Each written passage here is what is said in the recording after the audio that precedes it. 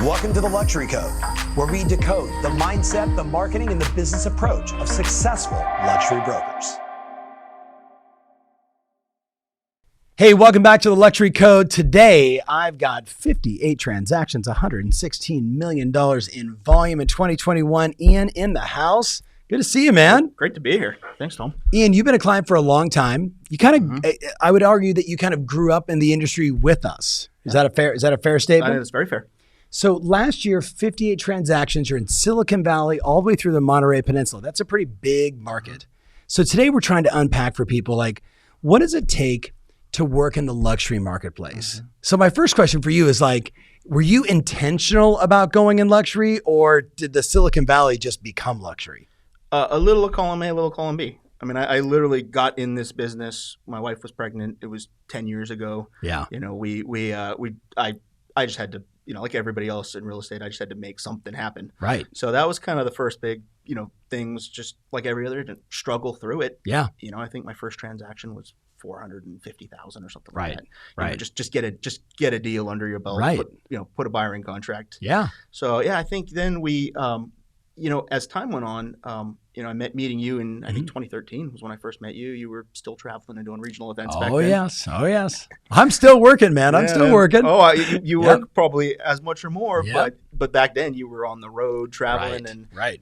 you know, lucky enough to have lunch with you and your brother. And Yeah. I remember that was my first sort of introduction to the ecosystem where we got to really like open my mind to what was possible. Yeah. You know, because when you go to your daily real estate office, you know, I was at a big company, Yeah. and people are negative and they're down Debbie Downers, and you know, oh yeah, and I'm telling people, like, I'm going to do this, I'm going to do that, and they're like, you can't do that, that's impossible. And so but then I came to your ecosystem, and everyone's like, oh no, you could do it, Ian. Let's go. You could sell 40 million. You could, you know, I mean, that was all this big dream for me was, you know, 40 million. Yeah. You know, now of course we're doing more than that. Yeah.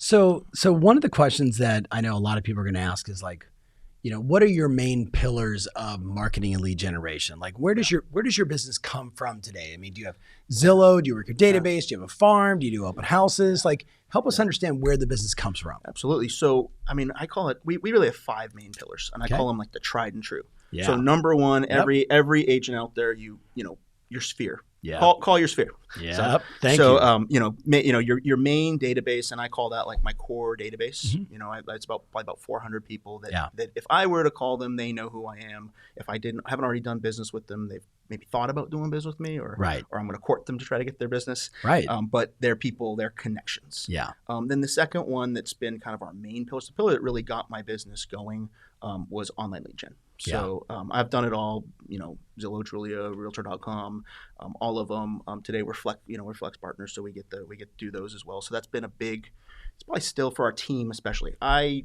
maybe closed like 2 Zillow leads last year. Yeah. One of them was a big monster, like $8.5 million. But congrats. But we do Flex is massive for my team. So it keeps the Zillow leads keep my team busy while they're building up their databases and working on all these other pillars. Nice. Then of course we've got geographic farming, and then it's you know, your kind of open house and farming around our listings would be the fourth. Yeah. It's, you know, big. So we do the mega open houses. I mean, obviously COVID restrictions and stuff slowed down some of that. Sure. You know, and we love to throw parties, especially with our luxury listings. We like to, but marketing around holding open houses, so leveraging our listings to get other listings. And the last one, which has been massive for us with the Tom Ferry ecosystem, is agent referrals. I think we did. Yeah. I think we did about over 20 million. It was 20 something million in agent referrals last year.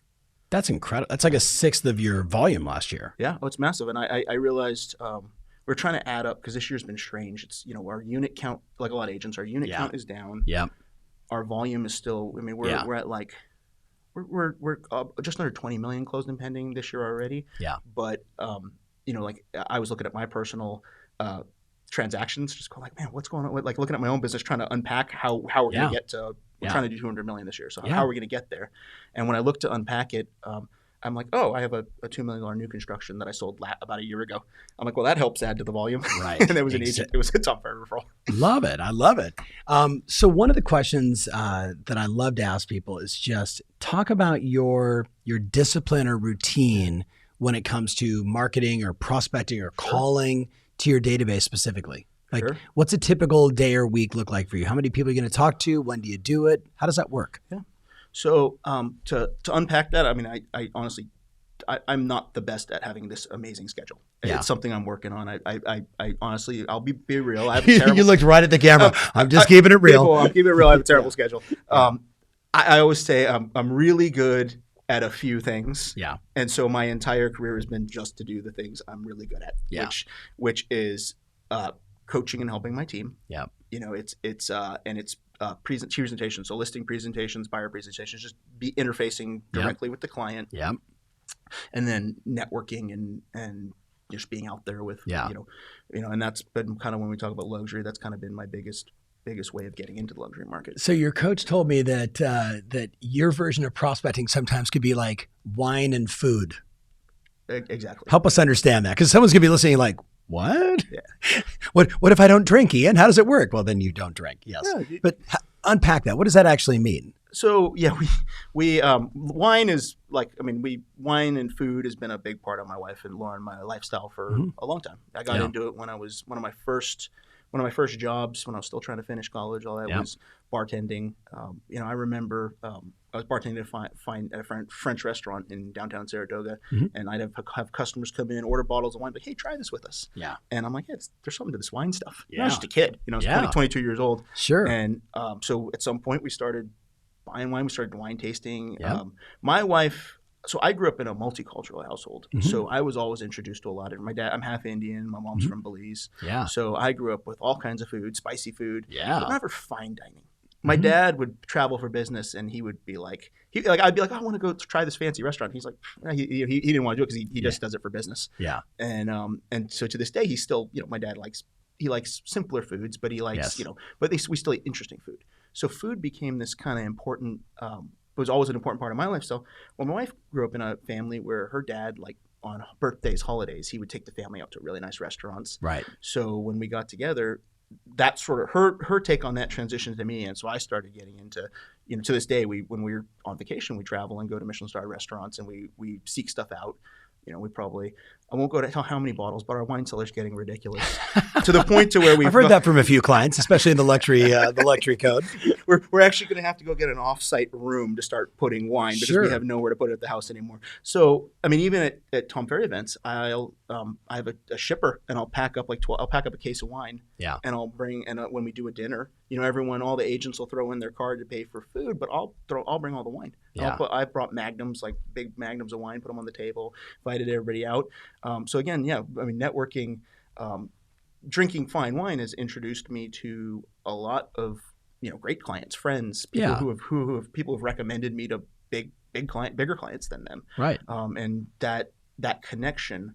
But for people, for you guys out there, if you don't love wine, if you don't drink, so it could be anything that people in the luxury market or people in a higher price point, what products they're into. I mean, I have a great agent friend who sells more real estate than me and does all kinds of development deals. He got initially into luxury by buying a Ferrari and joining a car club. Yeah. He even said at the time he probably shouldn't have afforded the Ferrari. Sure. But he loved cars, and that gave him that connection. Yeah. It's always interesting. I think everybody listening is probably saying, well, what is that niche for me? Like, what is that thing? And people want to do business with people that are just like them, right? It's like that's the way it works. So whether it's cars or hey, we went to the same elementary in Saratoga, we went to the same high school, right? Exactly. Like a lot of that sort of like familiarity drives a level of trust. Back on the marketing side. So if you're doing your Sphere, you're doing some Zillow Flex, you're doing geo-farming, you're doing open houses, and then agent referrals, and I appreciate the candor around your schedule, but somehow you must be marketing, talking to, sending videos to something with your Sphere. So if I'm in your Sphere, what do I receive in a typical month? So everybody in our Sphere gets a postcard once a month. And those our marketing team gets those out. So again, my total schedule. I am not a marketer. Yes. I am terrible at marketing, and I remember you joking. These are not good affirmations, Ian, but I know what you're saying. Yes. No. My marketing team is wonderful at marketing. That's the affirmation. Yes. I am wonderful at going on the listing appointment and closing the appointment. Yes.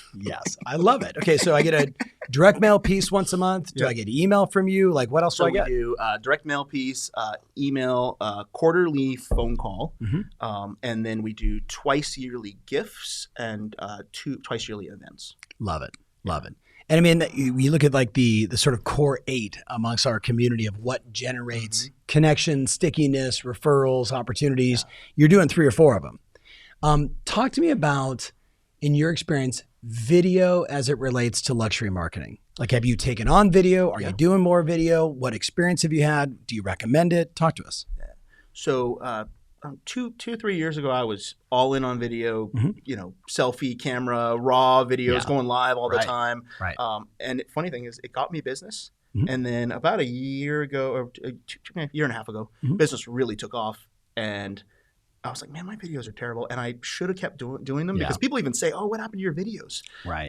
So after Elite Retreat, we came back, and I had already hired a videographer, but I sat there and you were putting out the roadmap. Yep. So now we changed the way we were doing it. I was shooting like a couple of videos a month with my videographer. Yeah.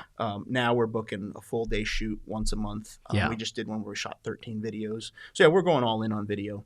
And I realized, so I've sold houses to tech executives who don't even have social media accounts, or they have them, but they never post anything. Yeah. But what I've learned with the luxury clientele is they research you. Yeah. So it doesn't matter. I mean, that's kind of where we talked about your connection to the market. I mean, you could mail these houses, you could do all this stuff. And if they don't have some sort of tie to you, well, one of the greatest ties to you is a video, because when they Google you, they'll put your name in and those videos pop up, and then they that gives some legitimacy to who you are. Right. Because they, and I found with luxury, they don't always want to work with the main whale in the market. Like in my market, I'm a player in the market, but there's players that are way bigger than me. Yeah. Although we're definitely, if not, you're going the right direction. 116 million is a lot of volume, but I'm with you. Well, and I noticed what one of my goals in time, like a big portion of my volume is now specifically in the Los Gatos, Saratoga markets. Yeah. And it used to be that I would just get one-offs, a deal, a transaction here, a transaction there. Now, my goal is always to close 2 deals a month. Yeah. So the 2 that I've already closed this month were both in Los Gatos. So it's, my personal business has really moved towards where I wanted to be. So that has also moved towards people saying, oh, he has a track record. He's known in the market. Yeah. So it makes your other marketing more effective. And the videos tie in with that too.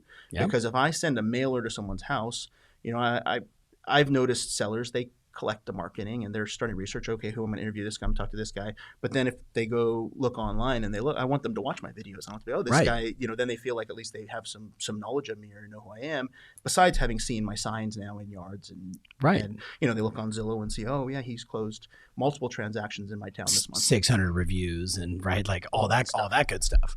So last question. If you were just sitting down with someone that said, it was kind of you in 2013, and you're like, here's the 3 or 4 most important things you have to do if you're going to be in the luxury market. Yeah. What would those 3 or 4 things be? Okay. The first thing is you have to create systems that are better. That not only, and I would say when we started working on our systems and trying to give high level service when we were selling $500,000 houses. Yeah. The key here is people, like the luxury clientele will judge. They'll judge you more, and these people are typically, I mean, generally speaking, in our market especially, highly educated. Right. They look at contracts for a living a lot of the time. They're negotiating big deals, big transactions in their field. So you have to be that much better at those skills. Yeah. So you really have you have to step up that game, and so we started stepping up the game before we ever sold a luxury client. But then we found that it just translated. So even though my intention was not, I wasn't going out saying, "Hey, I'm a luxury agent." In fact, sometimes I think that some agents are too luxury. Hey, I'm so luxury. Yeah. And I think it's like bougie. Yeah. And people just the luxury client they want the best person for the job. Right. And that's not necessarily to them who sold 1,000 homes, or that's not who sold, Yeah. Sometimes that can help you get an intro, but ultimately they're going to interview and pick the person that they think is going to help them achieve their goals. Right. And get to their bottom line, their goals, whether it's selling a house or buying a house, they want to meet those goals. And that's super important to them. So the first one's like systems. And when I hear that, I think organization. But I mean, are we talking, like basic transaction management? Are we talking post close communication? Like, give us an example. It's all of the above. Yeah. I mean, I could tell you, like an example, the guy sold the $8.5 million house to last year. He was tech executive, super busy guy, came in as an online lead, but ultimately I wouldn't have converted that. If I was me, 2012, 2013, and I think that client would have never called me back. Right. Because at the point he got to me, and it was interesting because I met him to show him a house that was like $7.5 million, and I had a listing I was prepping for market one street over. Mm-hmm. So I told him, the one that I was prepping one street over was a $3 million house, but it could have been scraped and built. It was an 1.5 acre lot, so it could have been scraped and built into anything you want house, in that area. And it was Los Gatos, Saratoga schools, right in my prime market. I graduated from Saratoga High, so it was right in my primary market. And so I sent him over. I said, well, are you interested in even possibly building? And I didn't intentionally think he would buy my listing. Sure. I just said, hey, why don't you drive by my listing? Because it was one street over, almost the same position. Go see this opportunity. I said, go look over at my other house. You can, drive by it. And I said, if you're interested, I'll call the sellers and I can get you in, tomorrow or next week or whenever you want to go. And I think those types of things help seal that client. Yeah.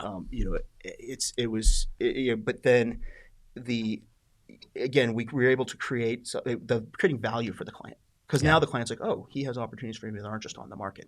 Right. That one little thing. And we've done that many times. I tell my team, we keep our off market lists, and I'm like, just always offer the off markets. Right. Give them one or two off markets that are similar to what they're looking for. Because then now you have a value they can't just get on Zillow. Right. Everyone has Zillow, Redfin. I mean, anybody can, and then they think they can go represent themselves so they can find the house. But if you have that secret list, then you can win that client and bring them over to, or bring them into your world. And then, our market's pretty efficient. I'd say 80-90% of the time or more, they buy a house that's on the market. But if you've already brought them into your world, then they buy that house with you.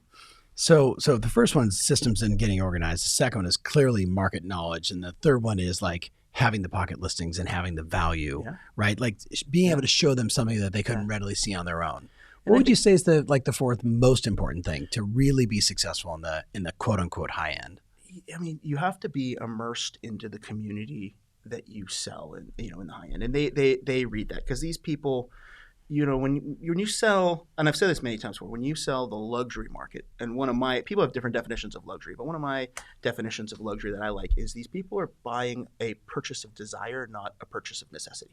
Yeah. I would say, every like luxury type home I've ever sold, they had another house. Sometimes they rented that house and didn't sell the house. They their financial needs were not that they had to have a house. Yeah. In our market, anybody probably buying a house less than $2 million, single family homes less than $2 million, they need a house. Yeah. It's a purchase of necessity. Yeah. And when you get to the luxury price points, again, these people are later in their careers. They're looking for something, and so they tend to be a little pickier about what they're buying.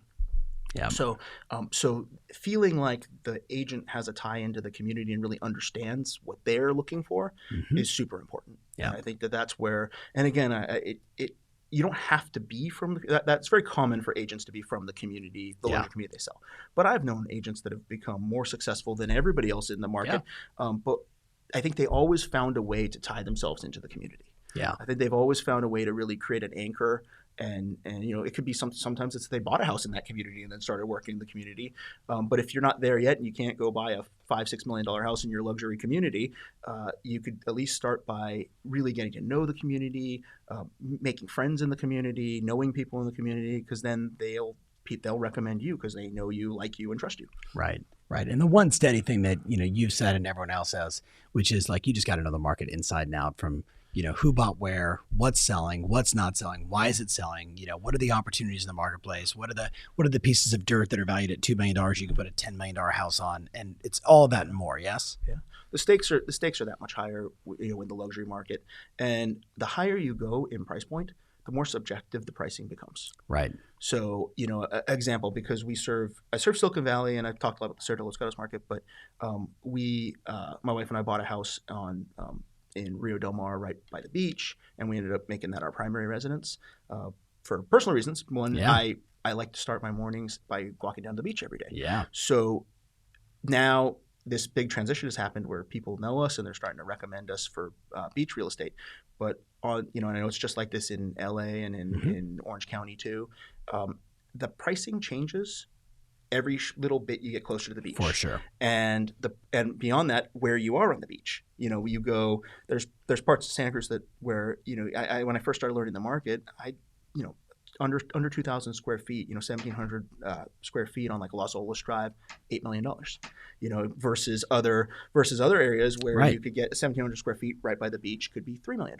Yeah. So understanding that pricing and being able to articulate to that client could be the difference between the client buying an $8 million property or a $3 million property with you, or finding another agent who can articulate that properly. Right. It's like the correlation, right? The correlation between streets, pricing, location, proximity, all of that. Yeah. All of that. Ian, this has been super fun, man. It's about time I finally get you on the show. Yeah. Well, thanks for having me. Man. It's been a lot of fun. Thank you so much for just, you're just a bright star amongst all of our community. I watch you connect at all the events, and it just makes me happy. Thank you, Tom. Appreciate this. Proud of you, brother. All right, man. All right. Thank you very much. So guys, hey, make sure you like, subscribe, share, and hey, Ian, what's the best place to follow you? Instagram, Facebook, YouTube? All of the above. Or Batra Team on YouTube, Ian_Batra on Instagram. You could connect with me on Facebook. Would love to connect on social and at an event. Yeah, and maybe have a glass of wine soon. All right. Thanks so much, guys. We're out.